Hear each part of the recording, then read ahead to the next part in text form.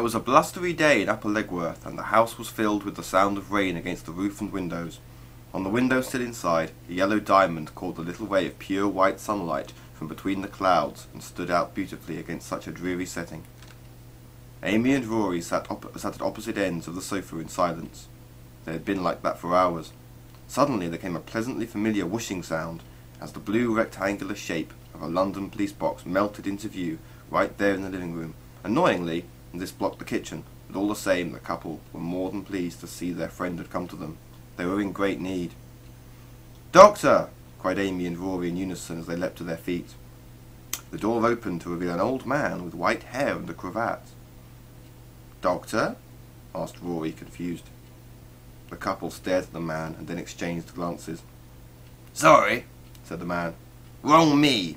And with this, he snapped the door shut and the TARDIS vanished, only to reappear 1 second later, and this time a woman stepped out, naked except for the falcon on her head. Rory gawped, and Amy slapped him. "Ugh!" spat the woman in frustration, and once again the TARDIS left. When again it returned instantly, a zebra emerged, and asked if this was better. "Worse?" said Amy. "Much worse?" The TARDIS disappeared and reappeared one more time. "How's this?" said the Doctor, with a curious mixture of a cheeky grin and a studious look, running his hand through his hair and letting it fall back over his face. "Yeah, that's you," said Rory. "That's the you that's you?" said Amy. "The real you?" "Oh, so this is the real me," said the Doctor. "Good to know. I'll try to remember. Apologies for all the confusion. Kinda like an analogy, only on reflection, not like said analogy. And forget the analogy."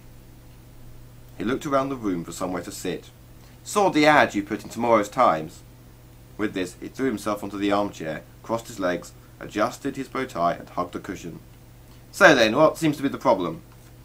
He gestured for the pair to sit, and they did so. "We had an argument," said Rory, and Amy hit him. "A domestic? You do realise I don't do marriage guidance, right?" Then, out of the corner of his eye, the Doctor noticed something out of place. The yellow diamond was from Combi Bomb 9, and had no business being on Earth.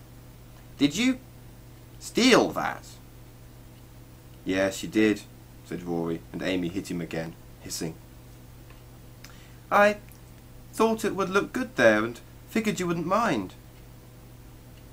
Amy looked up at the ceiling as if searching for cobwebs, but really avoiding the Doctor's steely gaze, and scratched behind her ear. "Combi Bomb diamonds are among the most dangerous. What were you thinking?" "There's more, Doctor," said Rory. "This argument we had." Amy interrupted. "Somebody was supposed to buy hobnobs and came back with, what are those things called?" "Jammy Dodgers," offered the Doctor. "Custard creams. Digestives." No. Amy brought her hand to her head and closed her eyes. "What are they called? Spark plugs." "It was an honest mistake," Rory protested. "You didn't have to throw the mug of Horlicks on the floor." The Doctor was suddenly terrified. His eyes widened. "Did you say Horlicks?" "Yeah," said Amy. "What about it?" "Then we made up." Rory looked sheepish, and Amy glared at him through narrowed eyes. "I see," said the Doctor. Rory continued. "Well, after that it was like the argument was over, but neither of us ever tidied up the mess." "It would be like accepting the blame," exclaimed Amy. "When Rory blames me for throwing the mug, and she blames me for making her do it.